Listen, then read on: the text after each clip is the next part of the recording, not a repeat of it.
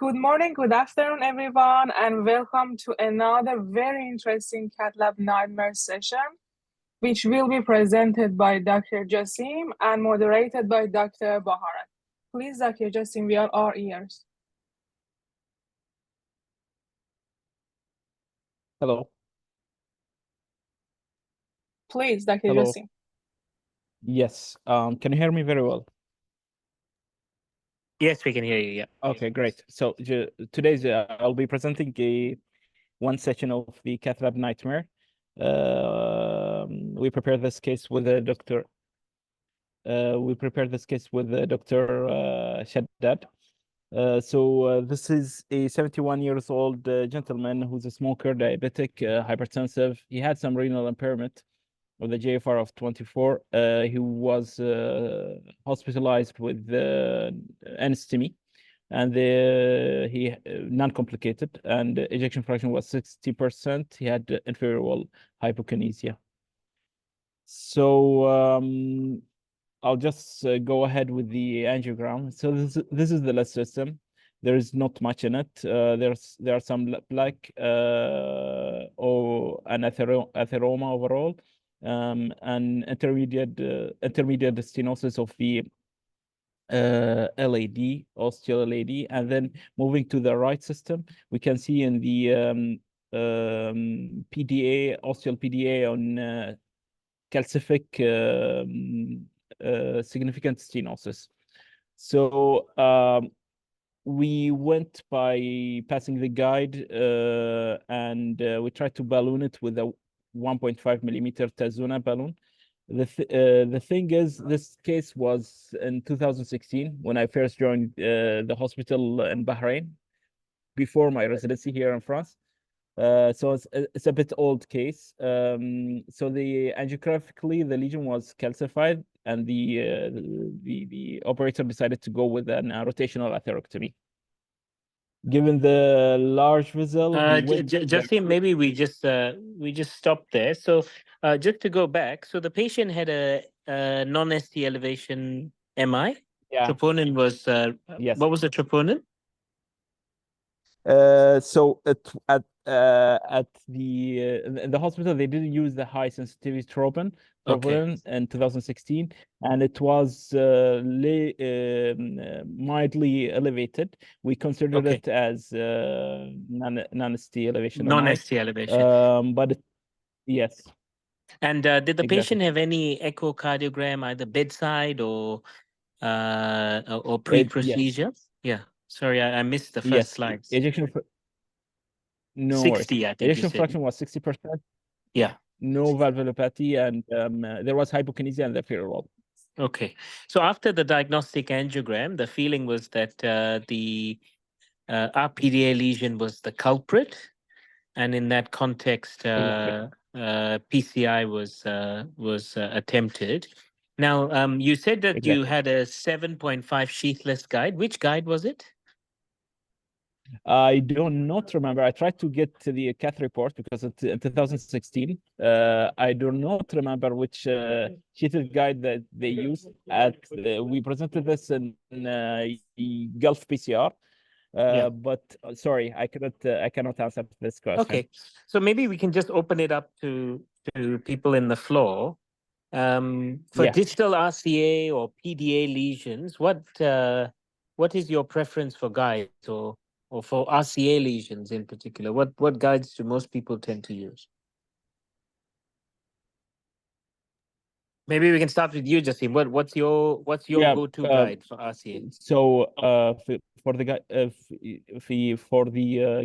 guiding catheter, or are we speaking about, or the guide to pass? Yeah, say you have this case in front of you. What guide will you choose to do the PCI? Usually, so I'll start with the GR4 usually for this. If I need more support, I will go with an AL. And usually the guide here, wire here, I will go with the BMW or any 014 wire. I'll try to pass it with that. So your go-to guide is a JR4, and if you need more support, then you might use an MPLATS, is it? MPLATS, no. AL possible. for what I practice here. Sorry, yeah, MPLAT is AL, yeah, AL Pardon, 0.75 or sorry. AL1, yeah. Yeah, okay. Would you go 6 French or 7 French in this case? Since it's not bifurcation, I don't think that I will use a lot of material. I will go with 6 French. 6 French, okay. Anyone else? Who's in the audience? Amit or Leo? This sort of case, 6 French, JR4? Hi, everybody. I always use for this type of lesion an AL from the beginning. This is my current practice, and if I have calcific lesions, I usually go straight for a 7 French from the end, from the beginning with an AL 7 French. This is my approach. Yeah. And Amit, and 7 French you said for AL, you would take 7 French or 6 French? 7 French. 7 French, yeah. 7 French from the beginning. Yeah. And radial or femoral? I go for radial. Radial, yeah. So, Jassim, looks like you're radial here, right? We are radial, yeah. Yeah. Anyone else? Leo's mentioned. Amit, I think is on silent. Yeah, I agree with Leo. I think you got distal vessel disease, calcified disease. Okay. I like to have a bit more supportive guide. Okay. So I tend to use rather than a JR4, I tend to use like a AL, or sometimes I even depending on the angulation, the Ikari left I find is quite good. IL 3.5 I tend to use, especially if I'm coming radial. Gives you nice support, but the problem is that's only 6 French. You won't get 7 French for that. So I think if you need 7 French, then I think an AL 0.75 is okay. Okay, sounds good. And or AL1, yeah, depending on the aortic root. Yeah. So okay, sorry to interrupt. Just wanted to hear what people think. No, that's good. That's a good input. Thank you. So when we failed to balloon the lesion, so the operator decided directly to go with 1.75 per. He thought the vessel is very big and it will accommodate that. We don't practice over there to progressively upgrade the bird like we use 1.5 and then 1.75. At that epoch, we didn't have the IVL. So he attempted to do the runs with the rotablation, and we can see here over the right the burr had lodged on distal to the lesion. And so what we noticed that while doing the run, we noticed that the RPM went down really fast, and it gave us an alarm, and then he wouldn't able to move it either forward or backward. It was lodged. It's called Kikoshi phenomena, based on this small toys, Japanese toys. I think it was named after that. And if anyone have any question here, we can or discuss. Yeah, what more. speed did the were you running the rotablation at? So 170. I think it was 170. 170. Yes, 170. And we when it was launched, at the moment we thought that okay, we used the big one. We should have went with the 1.5. And at the moment he had some chest pain, the patient, but he was hemodynamically stable. There was modest modification in the electrocardiogram, so we had time to think about it a little bit. I remember he called the surgeon directly. It was in the morning, and just to keep them in the loop. And he tried to dislodge it percutaneously. So I guess maybe now if we might just open it up again to the floor. So if we have a stuck burr like that, so you get rapid deceleration, triangles come on the rota. If you're using the Rota Pro system, you get the the solid triangle and the Rota Stux. Then what should you do next? I don't know who's here. Amit's not here still, is it? Anyone else want to know? Do you stop the Rota? Do you keep going? Do you accelerate, go forward, go backward? Usually I stop and I decide whether I take a smaller bore or I go for orbital. I don't like to push it further when I have the acceleration. Yeah, so I think Leo makes a very good point there. Like if you get clues when you engage the lesion.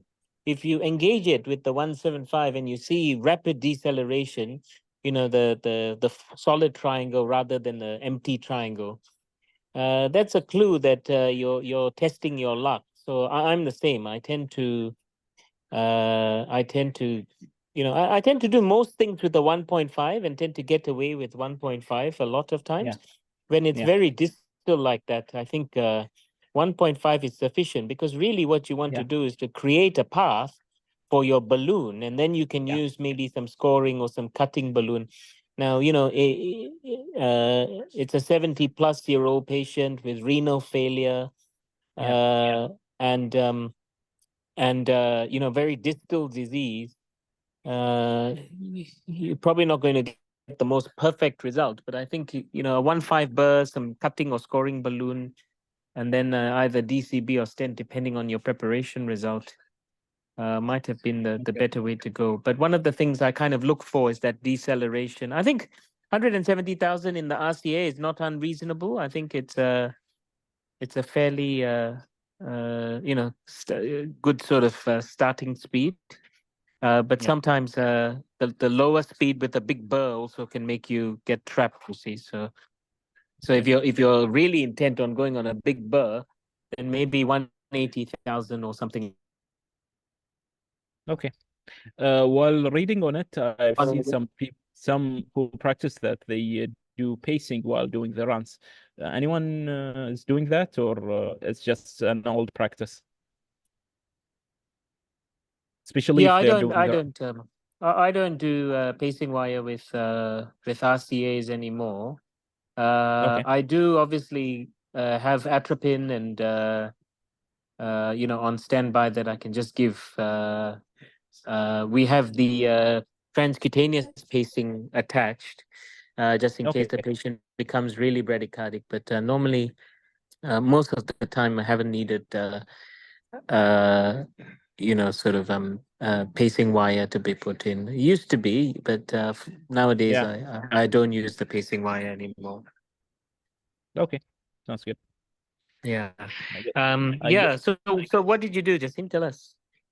So what did we do? So the initial attempt was to gently tag the bird to dislodge it. We were very gentle. We didn't do much here.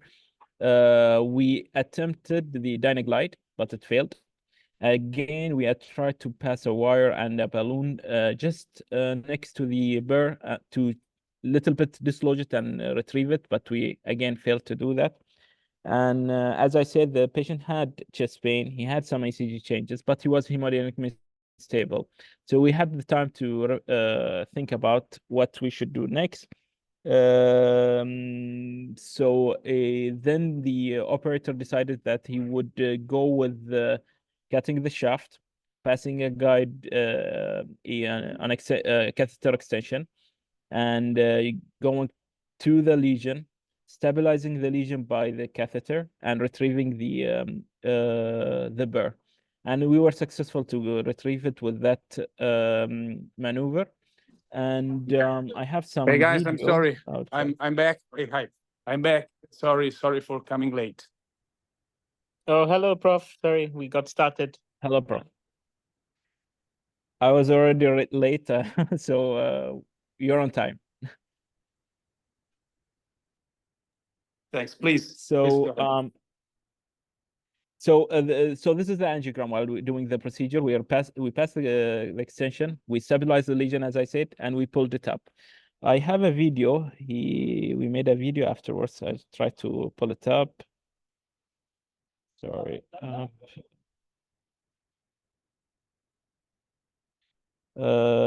Sorry.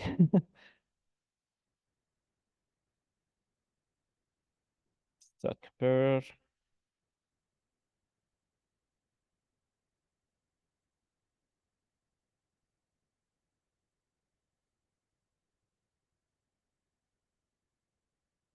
So what he's trying to do right now,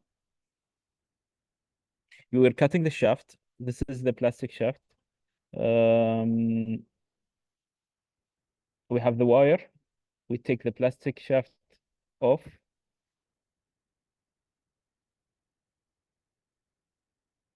So now we have a wire. We have the stapler inside, and we can pass an extension over that.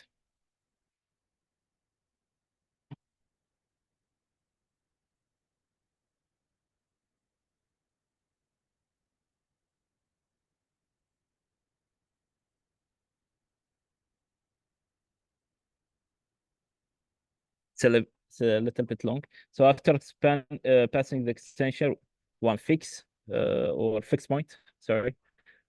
And then when we arrive at the lesion, we try to stabilize the lesion with the guide liner and pull on the burr.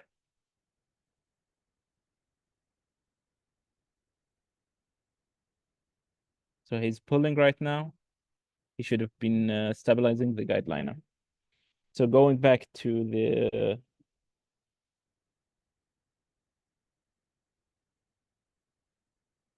so this is what happened in the angiogram. We already saw that.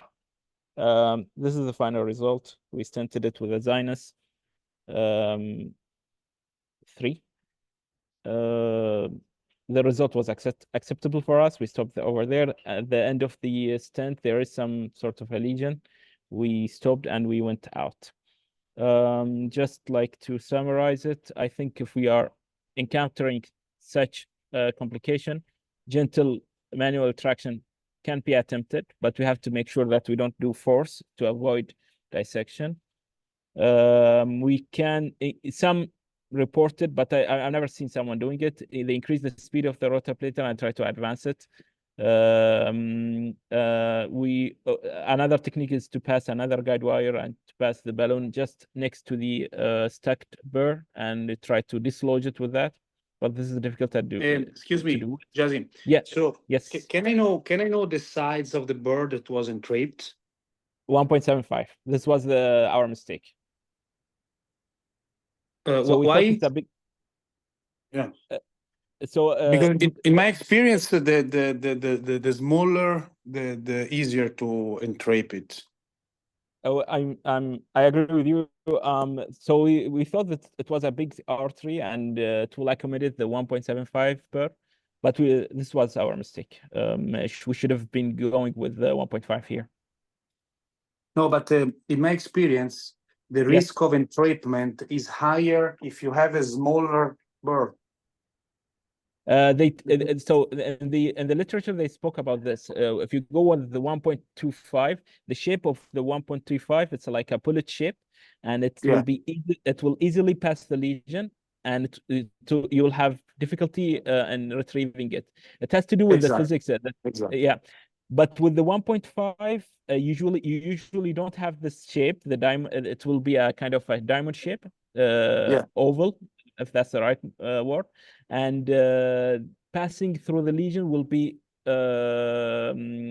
without modifying it will be really difficult. So you'll modify it and pass. This is what's written in it.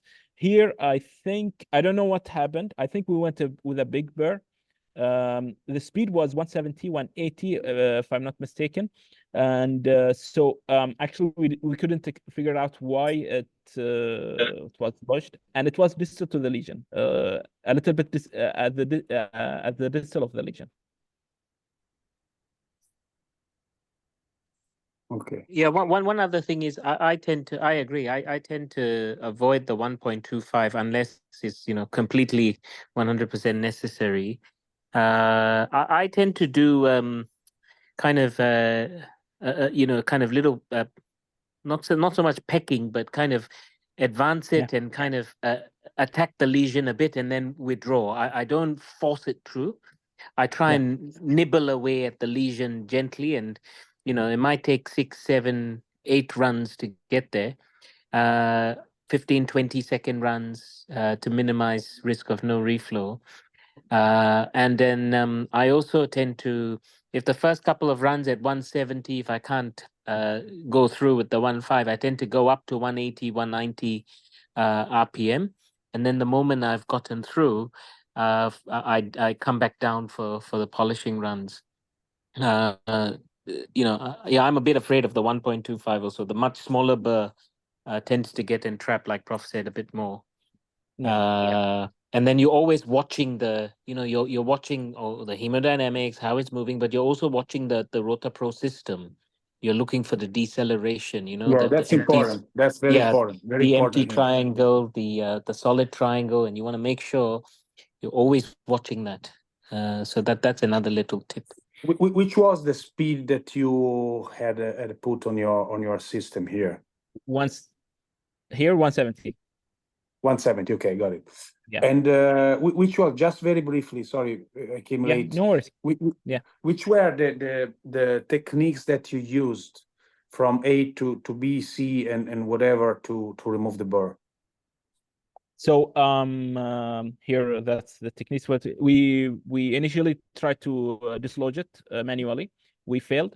We applied Dynaglide, but we didn't do much with the Dynaglide. We stopped. Yeah. And we tried to pass a wire just next to it.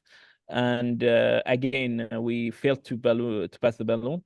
Again, since the patient having this chest pain but hemodynamic stable, we thought that we had time. We had time to do more. So I told so we called the surgical team directly when we had the problem, just to make them in the loop. And again, afterwards we went for the we went for the mother and child technique where we cut the shaft, we removed the plastic cover, and we passed a catheter extension to stabilize. Yes, guideline. I showed you the video. This is the final result, and there were some case reports where they use CTO techniques to retrieve the. I'm sorry, I didn't have time to go through it. There is a third case report. It was done in Montreal, where they used CTO technique also to just go subintimal, dislodge the burr, and then retrieve it. I have no experience in that. I never seen it like demonstrated in front of me, so I'm not sure. What do you think about it? No, I don't know about that. So what is it like, going into the subintimal space and then ballooning there to kind of dislodge it? Is that what? Yes. Yeah. I came across two cases. The one case is this is the old case, and there's a newer case in 2020. I should have presented it here. It would be interesting. But I didn't have. So I'm so sorry. I didn't have time to prepare it. So I thought of sending it in the group later on. The best thing here, the first thing, the first advice that you should have is just to keep your calm when you find, because if you just look at that, you see, okay, I'm dealing with a complex case, highly calcific lesion. I have this big thing inside of a coronary artery. I can have thrombosis. Other physicians are watching at me. The cardiac surgeon is outside. So don't care about that. So take your big breath and then think about what you have done step by step, and you did it correctly, in my opinion. Interestingly, like, I've worked with the operator a lot, and he is very calm person. I've seen him deal with perforation. everything, like all the complication. Once this happened, once the deceleration happened, we heard it like that. He was a little That's bit normal. and this is the first time I've seen it in cath lab. He's calm. He usually tell us to be calm. You have to think about it. And the first time that I've seen him panicking, call the surgeon, call the surgeon. But it was interesting. It was interesting to see that. So yeah, I at the moment I knew that it was a something bad happened. At the moment, like in 2016, I wasn't in interventional cardiology yet. I was just a resident, so I was just passing on in the cath lab and just kind of I had some time, so I wanted to enjoy my time watching cases and all. So I was on the back, but this happened, and we presented it later on and published it. Yeah, and this is an algorithm. Yeah. Please go ahead. Yes. It's an old study in 2013, where it's a case series, and they kind of they had some algorithm to do to help you on dislodging. It's the same what everyone does. Try to cross it with another wire if you can inflate a balloon and mobilize the burr and take it out. And the final step is to mother and child technique. But it's an old study in 2013. And I think the take-home message here, and I'll be ending with that. Given the heavy calcifications, just starting with one little thing, and you can try this on your own cases. The new rota wire, when you pull it back into the burr, the radio opaque part actually catches onto the burr. So there is a little bit of a catch. There's a part on the radio opaque part that will actually catch. So there has been a case where we have been stuck, and then we tried various things, and then we actually pulled back the wire, and the wire catches, the radio opaque part comes into the rotor burr and actually catches and pulls. So you can try it after you've done a case or something like that, and see whether that actually works, because I think that's with the new Rota Pro wire. They've done that. Where I think it's a little safety thing that they've done. I'm not exactly sure, but it's worth just trying on your, after you finish the case, for example, with the Rota drive wire, then you just see whether you can pull it. And I think you can't. I think you can't pull it off the wire. The wire will come back with the whole system. There's a little catch there. That's interesting. Yeah, and again, the same comment. We have to go with a slower picking motion, just to be ready if there is any complication that happened like that, and inform the surgical team and try to go retrieve it percutaneously, because we have a lot of maneuvers we can try. Thank you. Yeah, thanks a lot, Jasim, for this very, very nice case. I want to have a comment from Amit. Do you ever had this complication in your career?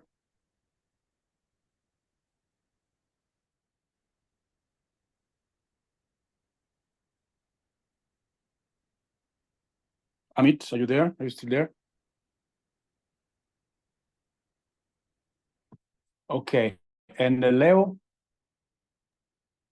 Yes, I recently had one complication with stuck bore. It was 1.5, but luckily for me, it was in the ostial circumflex.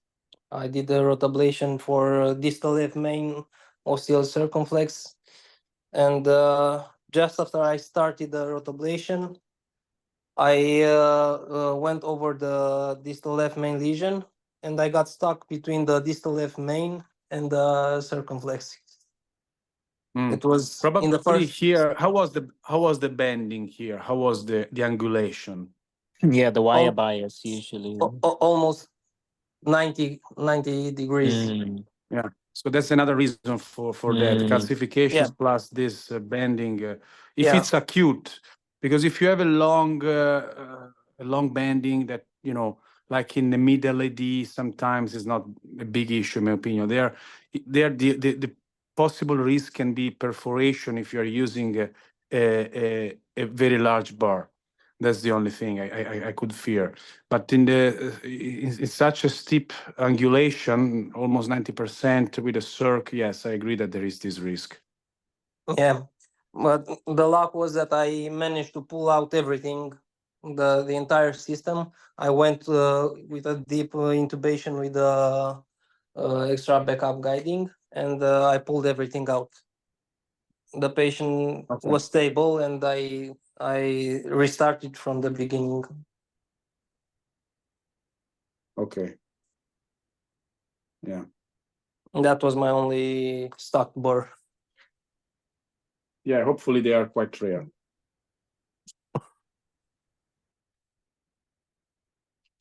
Okay, any other comments?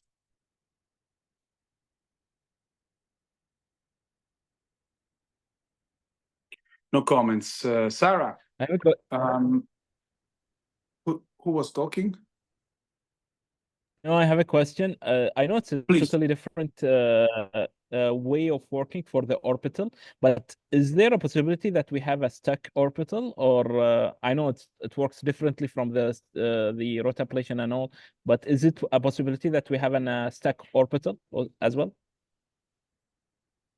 I've never had one. I'm using quite a bit of orbital here, but the shape is different. So Yeah. it's completely different. So I don't think it's particularly risky. First of all, the technique is a little bit different. You usually go very slow. And there is another advantage of the orbital, which is the fact that it ablates also on the backward. So I often, almost always, I would say, I go antegrade, and then the second pass is retrograde. I do that at 80. And then if the vessel is large enough, I do the same at 120. But first of all, you go slowly. And secondly, it ablates also going in retrogradely. So I've never had any stuck for that. Okay. Yeah, I think with me, for orbital, I like to at least ensure I've got a little bit of a lumen, because the nose cone needs to go in, and sometimes as you're dynaing in with the nose cone, if it's a little bit heavily calcified, then there is the theoretical risk. But yeah, like Prof said, just go slowly, antegrade in, and then you can do the retrograde ablation. Again, very slow. It's much slower than rota. Take your time with it, 25 seconds, and then you kind of do 25 seconds pause, let the vessel kind of relax. So it's very slow and steady with orbital. And it's like laser. If you use laser, the slower, the higher the degree of ablation that you obtain. Okay. So this is not true for rota. For rota, you are going, well, actually my technique is to go and pick, like, tick, tick, tick with that. And I go much faster than with these two different techniques. Sounds good. Yeah. Okay.